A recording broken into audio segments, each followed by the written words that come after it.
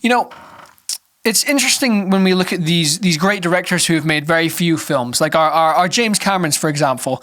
One of these people who come along every now and then, but have a very limited filmology. And so examining the films that they have made becomes all the more equally interesting. But it does beg the question, did James Cameron really direct Avatar 2? You know, I'm sure he had a lot of help, and I've read a lot of interviews, you know, around the time of the film's release, and he even admits to having help, and this is all public knowledge, by the way, on the internet.